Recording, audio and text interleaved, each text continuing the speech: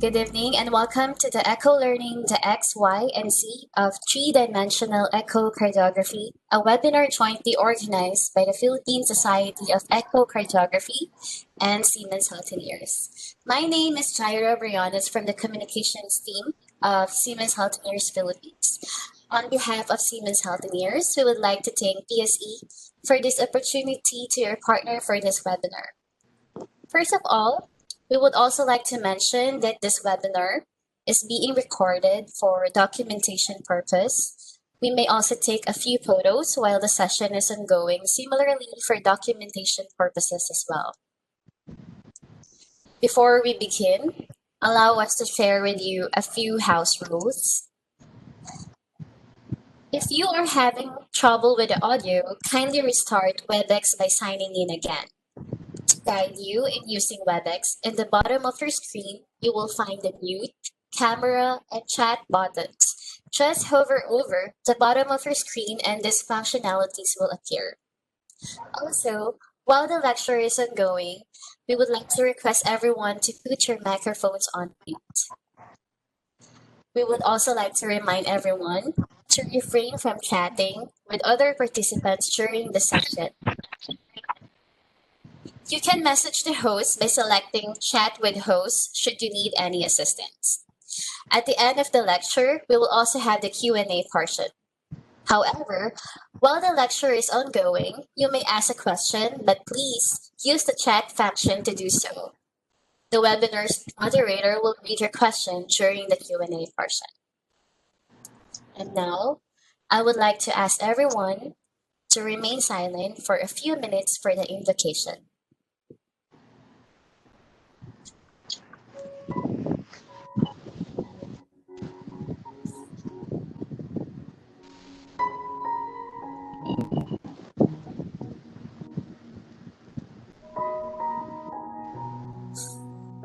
Into these three main mechanisms.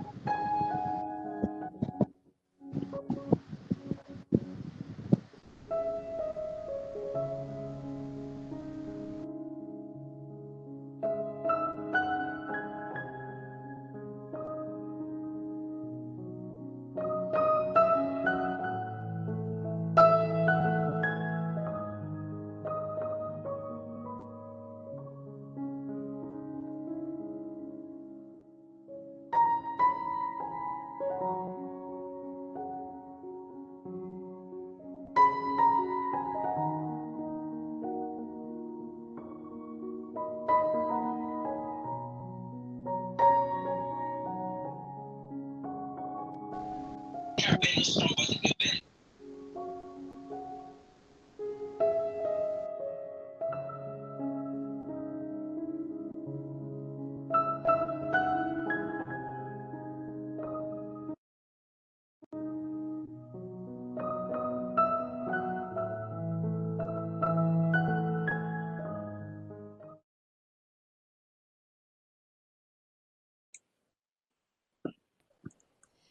And now, to hand over the moderation of the evening's webinar, may I please call on the Vice President of the Philippine Society of Echocardiography, Dr. Jose Donato Magno.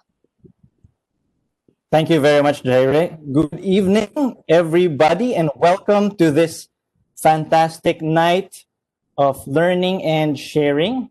I think it is a good practice to begin each session with gratitude in our hearts. So I'd like to thank the Philippine Society of Echocardiography, the Philippine Heart Association Council on Echocardiography, Siemens Healthineers, our guest speaker for tonight. I would dare say an honorary PSE member already, Dr. Manny Vannan, and our all-star cast who will be handling the different portions of this evening's festivities. Welcome, everyone. And to formally start this session, I'd like to call on the newly elected president of the Philippine Society of Echo. Welcome us all, Dr. Johnny Bote Nunez. Yes, thank you, Donnie. And good evening, everyone. Good evening to the PSE Board of Directors. Good evening to our past presidents. A special mabuhay to our friends from the ASEAN region and the United States of America. 2020 is a special year for us because it marks PSE's 30th year of existence since it was established on 1990. We exist and we will continue to move forward in order for us to achieve our vision of quality echocardiography by competent professionals. And what better way to start off this milestone but to have Dr. Manny Vannan for tonight's online activity learning on 3D echocardiography. But one may ask, why is Dr. Manny special to PSE? Over and above other obvious reasons, it is simply because Dr. Manny has always made PSE feel special. And this early, we would like to extend our gratitude to Siemens Healthineers for working on Dr. Manny's wish to have an RTD with PSE. Thank you also to the CHA Council on Echocardiography. Thank you to the ASEAN Society of Echocardiography chaired by Professor Ling Ling Si for endorsing this activity. Thank you, Dr. Edwin Tukay, for volunteering to coordinate with our ASEAN counterparts. You're still the best man for the job. And our heartfelt gratitude to Dr. Manny for being a gracious friend and supporter of PSE. And with that, I welcome you all to an hour of enjoyable learning from PSE. Maraming salamat po. Thank you, Donnie. Thank you very much, Dr. Johnny, the president of Philippine Society of Echo. And since we have invited a luminary in the world of Echo for you tonight, I think it is only fitting to have a stalwart in Echo introduce him. So let me now call on the past president of the ASEAN Society of Echo, a past president of the Philippine Society of Echo, and of course, a colleague and good friend of ours, Dr. Edwin Tukay, to introduce our speaker for tonight. Sir Edwin? Who was a great cardiologist, currently with Marcus Heart Valve Center in Piedmont Heart Institute in Atlanta. Looking at his CV, I could just summarize into few words. He's a great leader in echocardiography and cardiovascular imaging. He's very well known, and I have to tell you a secret, he loves teaching, and he's a good friend. So it's always a pleasure to introduce to you Dr. Manny A. Vannan. Thank you. Welcome, Dr. Manny. The floor is yours. Thank you. Can you all hear me? Yes, Manny. Yes, we can hear you. Okay, great. Thank you. Thank you. And first of all, I want to thank PSE for the invitation. I think quite easily you are among, if not the only one that I know, so organized in terms of disseminating education in echocardiography. I'm very proud to be an honorary member, and I know that how well you organize your group and how much you care about education and training. So it's a pleasure for me to do this because it's rewarding. It is very rewarding. So with that, I'll just spend a few minutes today of your time to how we wanted to do the echo when we said, so I have two slideshows because I didn't want to merge them in the short time that I had, but this is in essence the Piedmont experience. We started, when I got to Piedmont in 2011, we started about 2013, in about 2 years, we said, we want to do 3D echo on a routine basis, not for research only, not for publications only, but what is that we can do that makes a difference in terms of patient care? And if you think about it that way, what I'm going to give you insight of what we do even to this day. The first thing we told ourselves was this: if we do 3D echo, it has to have a quantitative element to it. I have for a long time, and I remember in 1995 when I first did 3D echo, it was all about pictures. A nice picture of the mitral valve, a nice picture of the aortic valve, a nice picture of the myxoma, or a nice picture of an ASD or a VSD. And I'm not saying those are unimportant, but we have to do more with 3D than just show that it looks better than it looks with 2D. So the first commitment we made to ourselves is we want to do quantitative 3D. And this was important to us rather than just see things better. And if we are going to do quantitative 3D, we also knew a 3D data set is very rich. It has so much data in it that if we were to extract some quantitative measure out of it, and if we have to do that manually, A, it is going to take time. B, there is no guarantee that we won't make mistakes. C, it is unlikely we'll ever be able to reproduce that data. So we committed ourselves very, very early on. I want to say, if not the very first, but clearly among the very early group of people that we said we will do 3D echo on a routine basis as long as it's automated. We got away from the manual practice, even when people were publishing papers saying the expert eye is important even in an automated setup. So if you remember, you had to identify 3 points in the left ventricle, and then the algorithm will generate a contour. But we said, we don't want to do all that. I don't even want to identify 3 points in end diastole and end systole. I just want an intelligent algorithm that looks at the data and extracts the left ventricle out of it, for example, and gives me the ejection fraction. If we can do that, then there is a motivation and an incentive to do that wherever we can on a daily basis, right? So that was a second commitment, automated, quantitative. We also wanted real time. We didn't want this gating where you have to wait for 4 cycles and then get the data. The problem with doing that is even in a patient with sinus rhythm, just the breathing artifacts make it very hard, especially in sick patients. They can't hold their breath, or they take big breaths and small breaths. And if the patient didn't have that issue, in patients with atrial fibrillation, and as you all know, in your own population that you take care of, at least a third of our patients, just the garden variety group of patients, at least a third of them over the age of 60, if not maybe even 70, have atrial fibrillation. And it's very hard to do gated imaging in atrial fibrillation.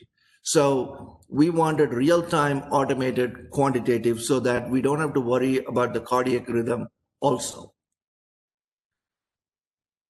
Having committed ourselves to that philosophy, we said transthoracic echo is better suited for quantitative physiology, and TEE 3D is better suited for quantitative anatomy.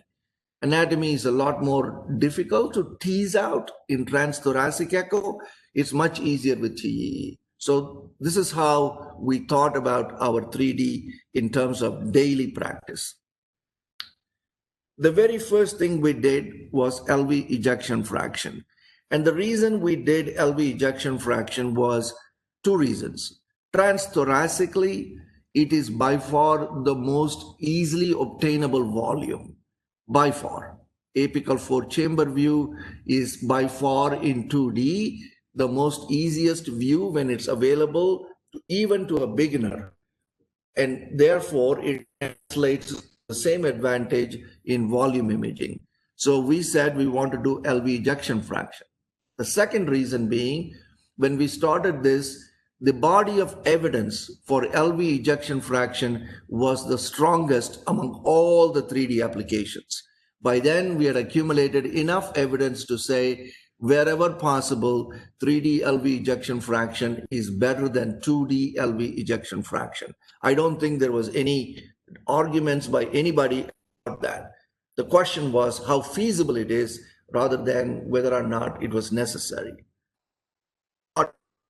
And we were very encouraged because when you had good acoustic,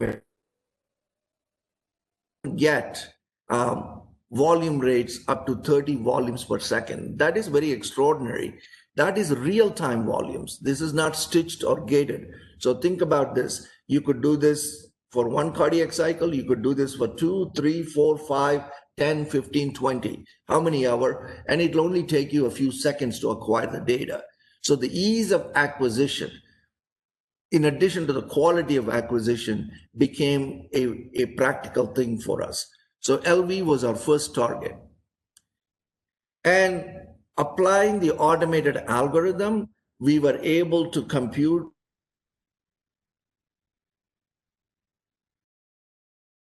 LV ejection fraction and volumes as shown here. This is completely automated. Once you acquire the data, you don't have to do anything other than the algorithm actually do the work for you, and you get an automated LV ejection fraction and volumes.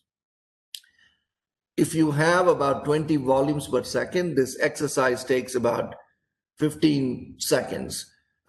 If you have 3 cycles or 4 cycles of data, have acquired it at 20 volumes per second, sometimes it would take you up to 45 seconds. But less than a minute from the time of acquisition, you would have this on your screen. This was very gratifying to us. And in our lab today, whenever an acoustic window allows us to get 3D volume, we always do this, and our sonographers are very well trained to do this. We have validated this in our hands. We like the ejection fraction, and we actually report it. One of the few labs that actually report 3D LV ejection fraction. And the reason we do 3 cycles, even in sinus rhythm, is because, as you can see here, there is even a beat by beat variation, a small variation really in sinus rhythm, but sometimes we may see up to a 5% variation in ejection fraction. Number one. Number two, it also allows you to compare the first cycle with the second cycle with the third cycle, so that if one of them is an outlier, if it says 40% and the other 2 are 60%, clearly the middle one, let us say if it was 40%, is not a reliable data, and we would leave it out of the averaging process so that you have a comparator. If you only have 2 cycles, then if both are different, you would not know which is correct, which is wrong. Whereas if you had 3 or 5, the rule of preponderance helps. If 3 out of the 5 look similar, they are probably likely to be right, whereas the other 2 are outliers. If you have 3 cycles, if one of them is different from the other 2, that one is probably an outlier, and we would not use it. So this is how we settled on at least 3 cycles in sinus rhythm. And here you can see some beat to beat variability, 55%, 59%, 53%, right? You can see even in the curves, all curves are a little different, right? So here it may be reasonable to average since everything is normal basically, or you may choose to leave out 53 and just average 59 and 54. And remember, if anybody feels like, how come you leave out 53? If two right now, rhythm, even if you do a biplane measurement of ejection fraction, you're only doing it in 1 cycle. So we don't know whether that 1 cycle is right or not. So I don't have any difficulty in accepting average of these 2 and leaving out these 2 if that is your preference. We should not be worried about it or we are making a mistake, because I don't think we are. And clearly, because it's real time, we are able to do this in atrial fibrillation. You can do multiple cycles. As you can see, there's a beat to beat variation, and you get an average of 5. You can do 8, you can do 10, you can do 15, whatever is the right thing to do. There is nothing magical about 5 beats. There is nothing magical about 8 beats. You can do as many beats as you want. an average in atrial fibrillation without a concern for gating artifacts, etc., because it is real time. In fact, in our lab, when there is atrial fibrillation, we do not measure 2D biplane ejection fraction in one cycle. We eyeball and provide a range like 50 to 60% or 40. It may be a 10% variation sometimes in AFib. If it is uncontrolled AFib, it may be even 20% variation. It may go from 20% in a short RR interval to 55% in a long RR interval. So with 3D, we actually provide a single number as an average of multiple beats in addition to the 2D range. So this is very, very helpful in atrial fibrillation, the real-time approach. This was 2013, I believe. Yes, this is 2012. We published this data. This was a combined experience from Piedmont and in Ohio State, the first automated of real-time transthoracic volumes and ejection fraction with using real-time without gating. And this was published. We validated this in atrial fibrillation and in sinus rhythm. With sinus rhythm, MRI was the reference standard. With atrial fibrillation, there is really no reference standard. So we used multiple biplane measurements of 2D as the reference standard, which one can argue is not really a reference standard, but there is no other reference standard. But we showed that you could compare it to the 2D volumes and ejection fraction that way in atrial fibrillation. Okay, so at the very least, if you are thinking of doing 3D echo today in your echo lab, or you want to start or you are doing it, my strongest advice to you would be go after the left ventricle. It is possible, it is very doable. Almost any platform, whether it be all of them have some version of what I'm presenting to you. And I think you should be able to do 3D LV ejection fraction successfully in most of your patients. Okay. Another place where we have spent our time solidifying routine practice is 3D color Doppler. And based on our contribution and few other contribution, this is actually now in the ASE guidelines for mitral regurgitation, where they talk about secondary MR especially. They changed the cutoff of severe MR to EROA to 0.4 centimeter square, but they make a qualifying statement that this may be lower. In the previous guidelines, this was 0.20. And some people thought that was too low, and people were calling too many secondary MRs as severe MR.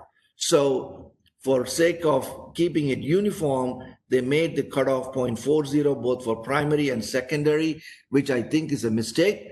I do not think that 0.4 is the cutoff for severe secondary MR. It should at least be 0.3, I believe, if you believe that there is a single cutoff. I don't even know if there is a single cutoff, but if you want to believe a single cutoff, 0.3 would have been more appropriate.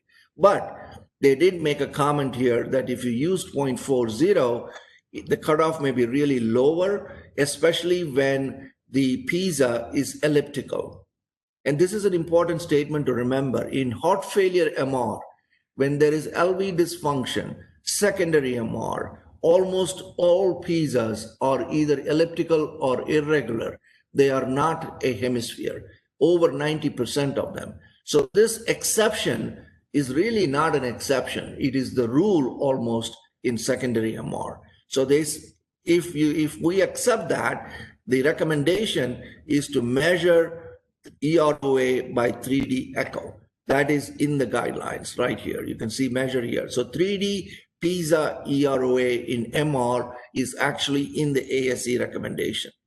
And this is how we do it. Because it's real time, you could do this in AFib, whatever. Color Doppler of the mitral valve, the left side, is relatively easy to do. If you have the ability of 3D color Doppler in the platform that you do, in the same patient where you do 3D LV ejection fraction, you should be able to do 3D flow across the mitral valve. And you should be able to compute the 3D PISA. Again, just because we embraced automation, once you acquire the data, the algorithm automatically detects the 3D surface of the PISA, measures the 3D surface area, and as long as you have the spectral Doppler peak velocity of the MR jet, you get a 3D PISA EROA. We do this in almost every mitral regurgitation patients that have the acoustic window that allows us to get reliable data. We go for it in 100% of our secondary MRs because we believe that 3D PISA EROA in secondary MR is more accurate than 2D PISA EROA. The problem with 2D PISA EROA is you may get an EROA of 0.20 in a 4-chamber view. When you do it in the apical long axis view, you may get an EROA of 0.38 or 0.35. So now you end up calling it mild to moderate, whereas it really may be severe because you only are getting 2 planes, whereas 3D PISA overcomes that difficulty. It is not without its challenges doing 3D PISA. It is not perfect, but it is much better than 2D PISA EROA, especially in secondary MR. So the second routine application I would ask you to consider, which is feasible, not difficult, just practice will do, is to do 3D PISA EROA in mitral regurgitation, especially in patients with secondary MR. And the cutoff that you want to use in 3D PISA is evolving, but we use a cutoff of 0.5. It has to be 0.5 or greater for it to be called severe by 3D PISA, because 3D surface is larger than 2D surface of the PISA. It is better to use a higher cutoff. And we think based on our practice, 0.5 is a good cutoff. So 0.72 would be severe mitral regurgitation. We have written about this. This is not like it is a mystery. We have written about this a few years ago now, an editorial in which we covered everything. And we did say 3D EROA by 3D PISA and is one of the important developments that has happened in the evaluation of patients with MR and should be used in patients with chronic MR and in atrial fibrillation, right? So this is the advantage. Remember, MRI cannot quantify regurgitant volume reliably in a patient with secondary MR in atrial fibrillation. It is difficult. It is not as good as in sinus rhythm. So we now have the ability to do that at bedside, even in patients with atrial fibrillation. One more thing that is coming, and I hope this plays, is this. Everybody is trying to do this. There was the so-called HOT model, and now we have this on the Siemens platform. We are currently investigating this. If you get a single acquisition of the left ventricle and the right ventricle together with the atria, you can quantify the entire 4 chambers all in that single acquisition. Again, this is real time. So you can get 1, 2, 3, 4, 5, 6 cardiac cycles of this. This is very much in the clinical realm. It is not in the research realm. We are currently validating this. The difficulty here is sometimes the ventricles are dilated and you may not be able to get all 4 in one sector. But if you are able to reliably, as is shown here, you can automatically quantify all 4 once you acquire the data. You literally don't have to do anything. This is completely automated RV function. No identification of landmarks, etc. It gives you RV volumes, RV ejection fraction, RV strain. It gives you the whole thing. It even gives you 3D TAPSE and 3D FAC. It'll give you the whole, just like MRI, it'll give you the entire set of RV function. And similarly, LV function, which we just talked about, from the left side. It's all in a single acquisition in the same cardiac cycle. So you can do that too. We are currently testing this to look at the feasibility of this. Not only can you do that, because you get all 4 chambers, Here is the right atrium, here is the left atrium. You can get left atrial volumes, right atrial volumes, and strain of both of these, 3D strain, both reservoir strain and the ejection strain. You'll be able to get both of those. So this is very exciting because although it may not be feasible in everybody, in those that are feasible, where all 4 chambers are acquirable in a sector, you should be able to compute all of the chamber quantification a single push of a button, and you don't have to do any work. If this is validated, this is an exciting development, and I'm very hopeful this is going to work because there is already some work done on this against MRI, and it is promising. So I look forward to this one. So if you do 3D LV ejection fraction today and color Doppler, when this tool becomes available, you will at least be able to get good, reliable data. That's very important. So this is something that is promising, not ready yet for everybody, but it is coming. If you acquire all 4 chambers, like I just showed you, this is incorporated in that 4 chambers. 3D LV strain, completely automated voxel strain. So again, you don't have to identify any points. It'll give you circumferential strain, as is shown here. It'll also give you longitudinal strain, 3D longitudinal and 3D circumferential. We have already validated this algorithm a few years ago and published it against MRI, tagged MRI. So we are excited. This is part of that 4-chamber acquisition, and it is available both. And RV strain is also 3D RV strain. So you'll have 3D RV strain and 3D LV strain at real time. So this is the validation of 3D LV strain. You don't have to do any work. That is the thing. You acquire the data. So all you have to learn is to acquire data. So how do you do that? Practice, practice. Do it in everybody to begin with who have good acoustic windows.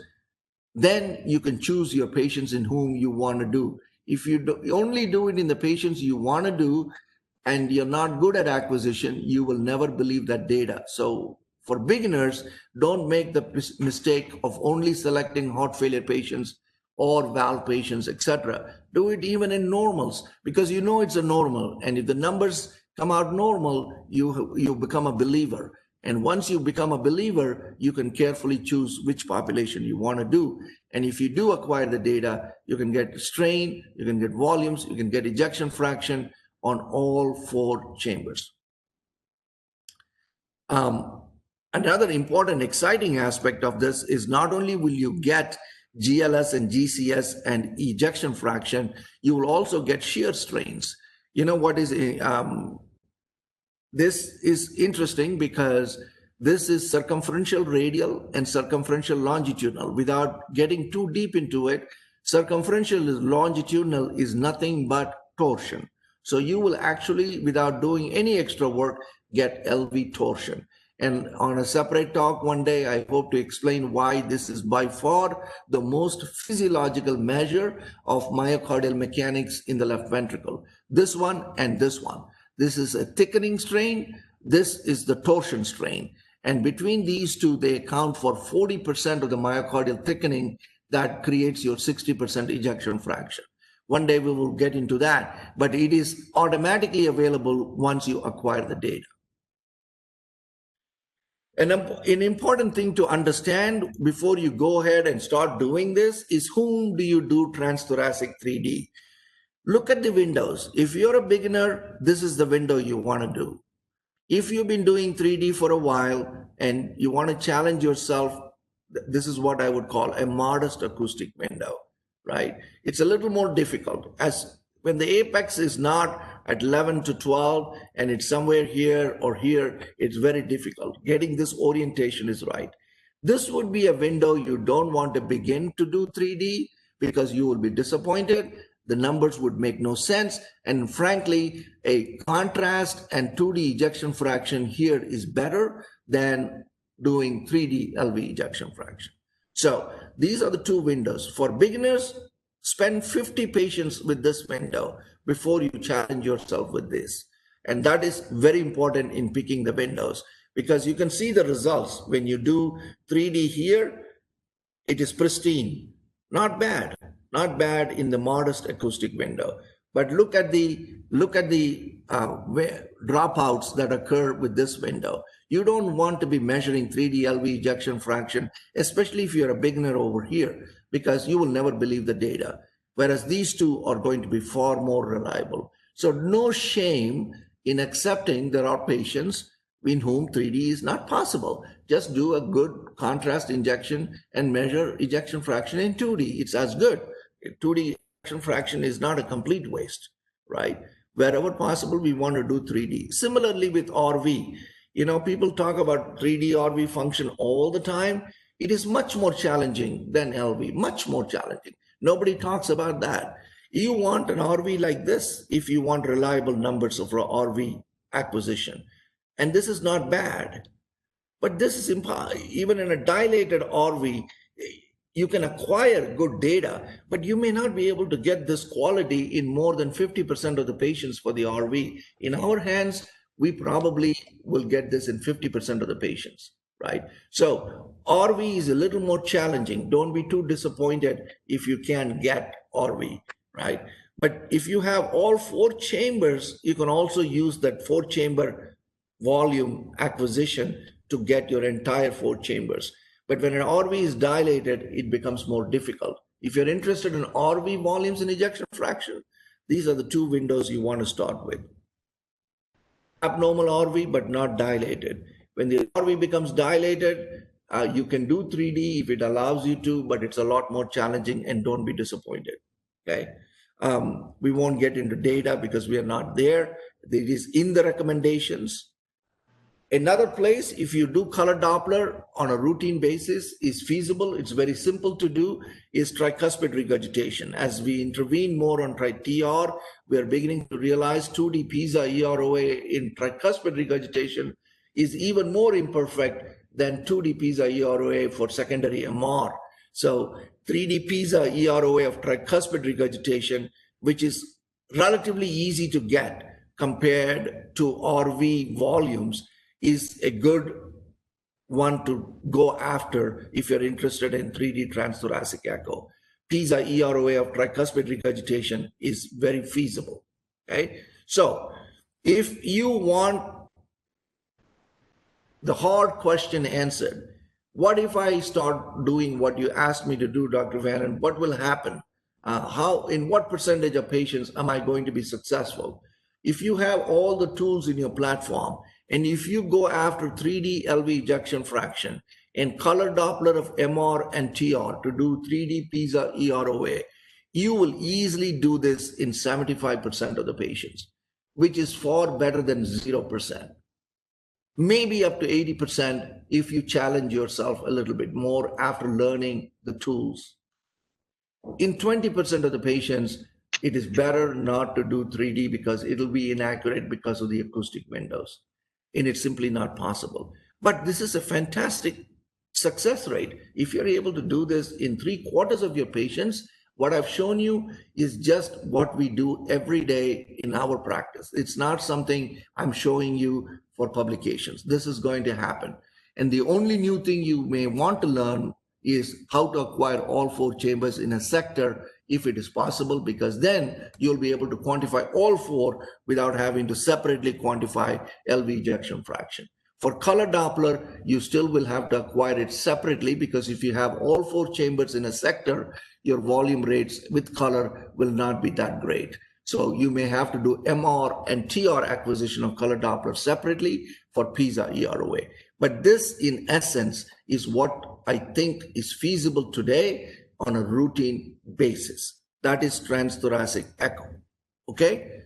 I will spend 5 more minutes on transesophageal echo because it's not going to take that long to tell you, to dwell on transesophageal echo.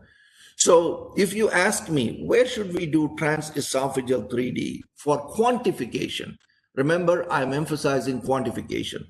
Qualitatively, you may be able to do it in many places, but in quantification, one of the key anatomical, and I know that some of you do this, is modeling the aortic root quantitatively. If you acquire 3D of the aortic valve, you can automatically model the aortic root and have these measurements of the aortic root, annulus,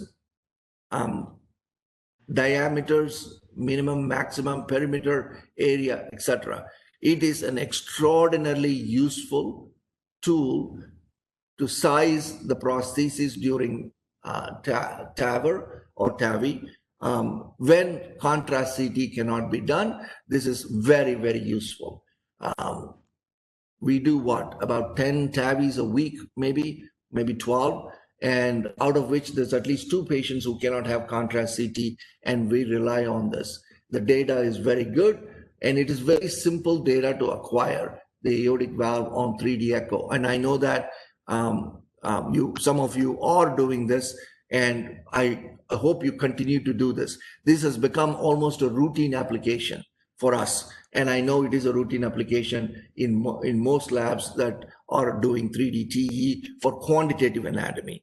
Another place where I think it is very useful, other than the aortic valve, is a mitral valve. Quantitatively, you can model the mitral valve. Let me get to the mitral valve here. Give me a second.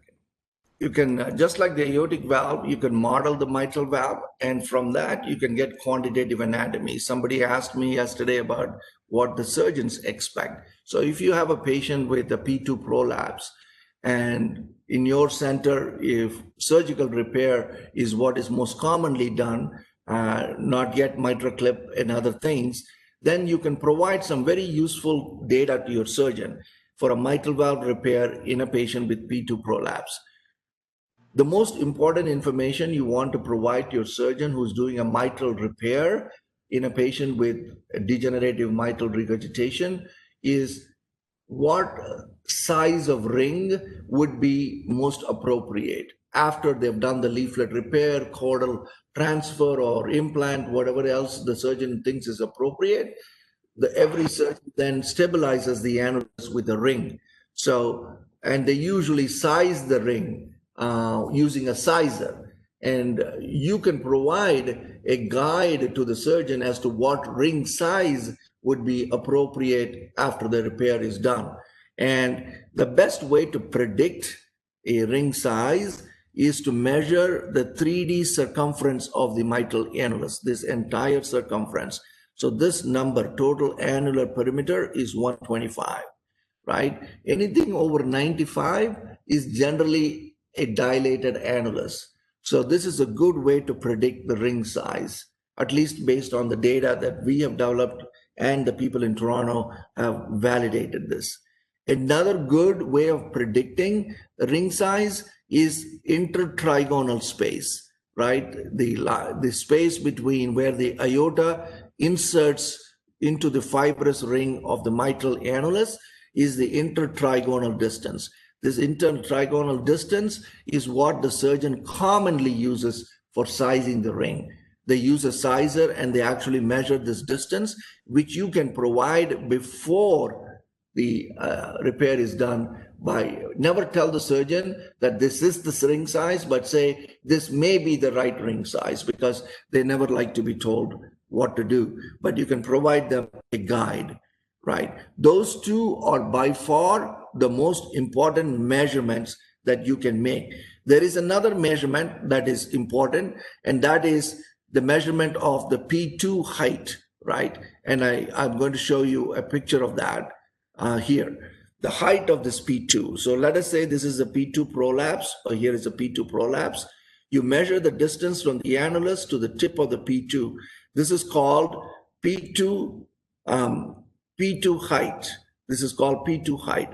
This P2 height is important because if it is more than 20 millimeters, the surgeon will usually resect and cut off some of the P2 so that there is no postoperative SAM or systolic anterior motion. So the three key measurements, and I didn't tell you one, are annular circumference or perimeter for sizing the ring, intertrigonal distance, which is this distance, this distance, which is your, which is for also for sizing the ring.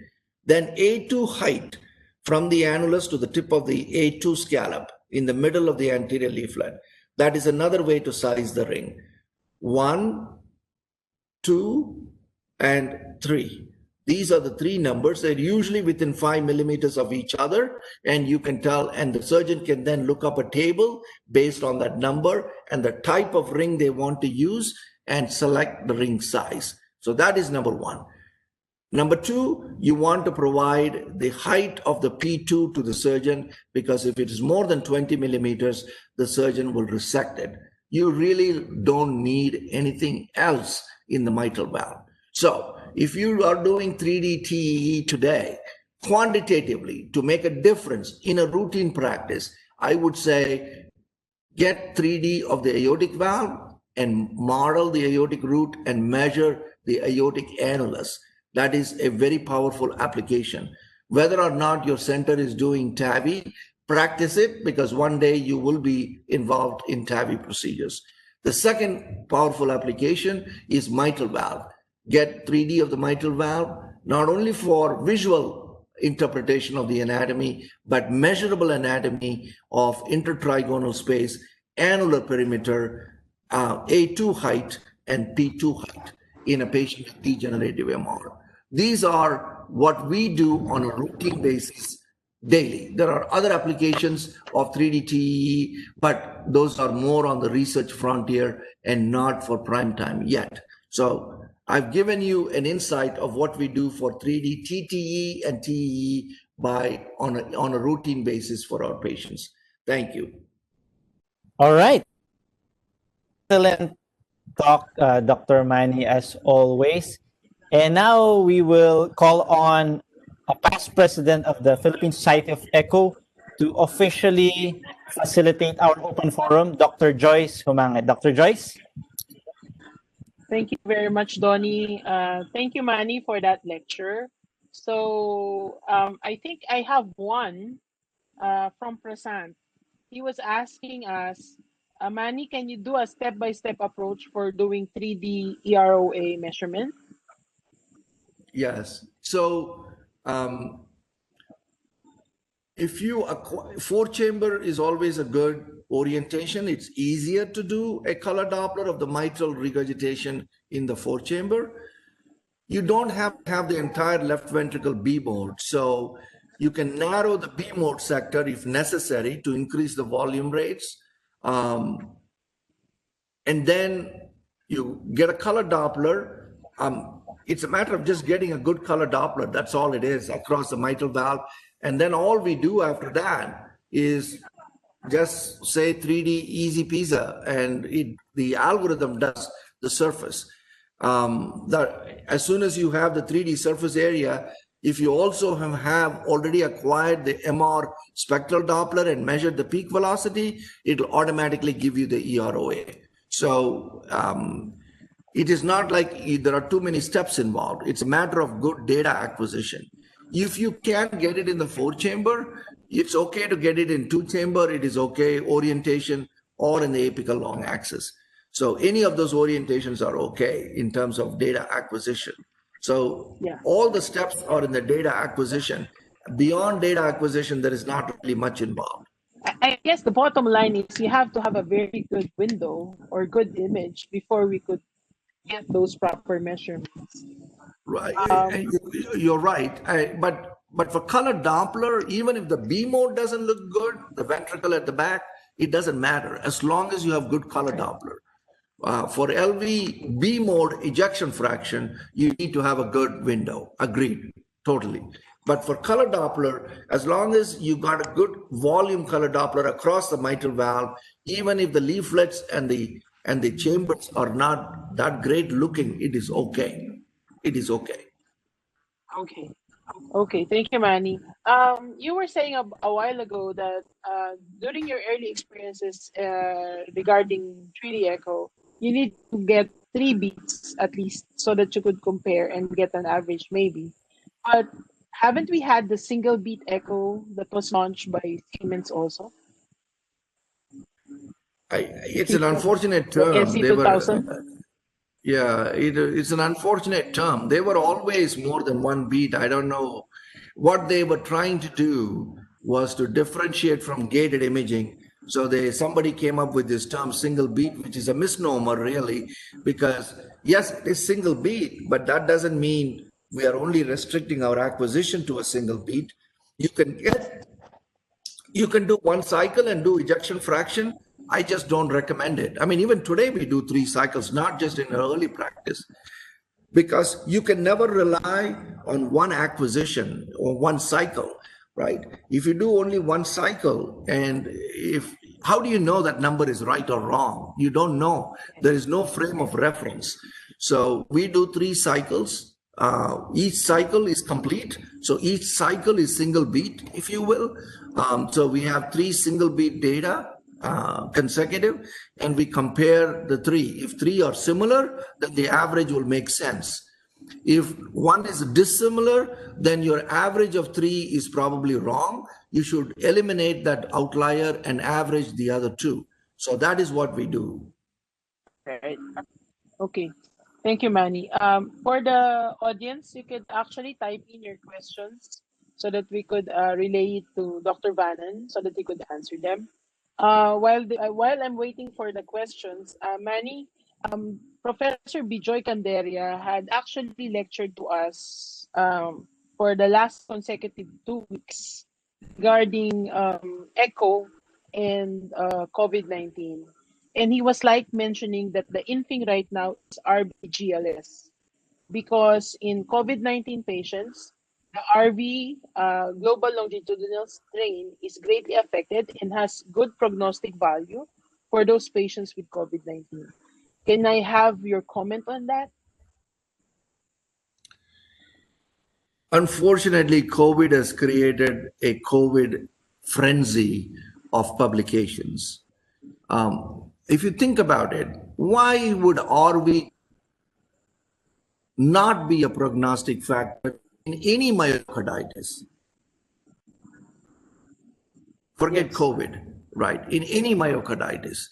So to me, all this excitement about COVID echo doesn't make a whole lot of sense. There is nothing unusual. Any myocarditis comes with pericardial effusion, with pericarditis, right? It doesn't have to be a COVID one. It could be just any coronavirus will do it. Influenza can do it, right? We know that. People get viral myocarditis. You all know this. You have seen patients with viral myocarditis. With MRI, they get edema, they get scar, some of them, right? It's not new. But unfortunately, what has happened is because COVID is a disease that unfortunately we did not fully understand in terms of respiratory illness and people dying, we went after echocardiography. I have not seen a single piece of echocardiographic literature in the COVID that actually makes anything exciting news to me. I mean, GLS would be abnormal in myocarditis. So if you COVID has caused myocarditis, GLS. And of course, RV will be more sensitive. RV is a thinner myocardium, and its strain will probably become worse before LV, number one. Number two, we all know that if there is LV dysfunction, there will be some degree of RV dysfunction if you do strain. We know that, right? So I'm not fully surprised. Yes, it has prognostic value. I'm not fully surprised about that either. But I don't know, Joyce. I remain very, not skeptical is a strong word. I think echocardiography has its role, but I think we have gone overboard. And so does MRI literature in COVID. They've gone crazy. I mean, they're describing things that they described 10 years ago in myocarditis. And they're all saying COVID this, COVID that, COVID. To me, it is a viral myocarditis, and we should expect it. So, I'm not saying RVGLS does not have prognostic value. Yes, it does, but I'm not surprised. Yeah. Okay, Manny. Thank you. So, are there any questions still from the group? I don't see anything anymore on the chat, Donnie. So I guess I'd like to thank Manny for answering these queries, and I'll turn you over to Donnie. Thank you. Thank you very much, Dr. Joyce, for some excellent facilitating, and thank you, Manny, for your generosity in answering those questions. So, Now we have come to the end of the program, so I'll call on two dignitaries to officially close the session. Okay. The first one, of course, is from Siemens Healthineers. This is the head of ultrasound and advanced therapies of Siemens Healthineers ASEAN, Mr. Subhadip Mukherjee. And of course, after him, the immediate past president of the Philippine Society of Echo, Dr. Aurora Gamponia. Suba, Yeah, good evening. Can you hear me? we Yes. can hear you. Okay. My name is Shubhadeep Mukherjee. People call me SD also. So on behalf of Siemens, I would really like to thank Philippine Society of Echocardiography for giving us an opportunity. And I would like to congratulate the new office bearer. I had a very good experience with PAC, and I would like to really thank you for this journey. So let us continue this journey. Maybe we would be very happy to have more of local cases going forward. Dr. Marni Vannan, thanks a lot for giving an excellent presentation on 3D. Really appreciate, as usual, your images looks awesome. And we are very proud of you using Siemens SC2000 as a prime product there. I would also like to thank all the audience who have logged in, because on a Saturday evening, 8 o'clock, I know it's difficult, but yes, thanks a lot for really joining and ensuring that this event becomes a successful. To my Philippines colleagues, thanks a lot for organizing this in a short notice. Really appreciate your passion. So before we close this, there will be a pop-up menu which will pop up for your feedback. I would request you all to give the feedback so that we can work more on this and ensure that all the issues, if any hiccups were there, can be addressed in the later events. Thanks a lot again to PAC members and board members. Thanks a lot, Dr. Mani, and all the audience. Thank you. Dr. Au Gamponia. Good evening, Dr. Mani, and to all the participants. Tonight, we've learned a lot, enriching new and practical knowledge on the clinical applications of 3D. And also the Q&A portion was likewise enlightening. You have clearly explained some of the issues of our participants. And our heartfelt thanks to you, Dr. Vannan, for sharing these new insights. And we appreciate your passion to teach and share your expertise in ECHO. I'd like to thank the PSE board and the past presidents for the important role you have played in making this PSE activity worthwhile and well organized. Our gratitude to Siemens Healthineers for supporting this educational activity, and this indeed will update us, our members, to the latest developments. To all our participants here and abroad, our ASEAN counterparts, we hope you have also enjoyed the lecture and hope you can join us again in some future webinar. Thank you to everyone and good night. Thank you, Gamponia. And that is our cue to wind down this fantastic evening of learning and teaching. Please continue shining and sharing. That is the dream of PSC, of ASEAN, and the world of echocardiography. Thank you, Mani Vannan, and the rest of our colleagues. Good evening. Thank you. Thank you, guys, and good night, and have a safe night. Have a nice weekend. Bye-bye. Thank you, Dr. Manny. Thanks, Manny. Thank you, Siemens. Thank you, Always. everyone. We hope you enjoyed this evening session. Certificates for this webinar will be distributed next week. Please look out for more webinar from PSE and from Siemens Healthineers. May we also remind you to answer our survey through the poll that we will appear on your screen before signing out. And we wish you all a wonderful evening and a great weekend ahead. Stay healthy and safe.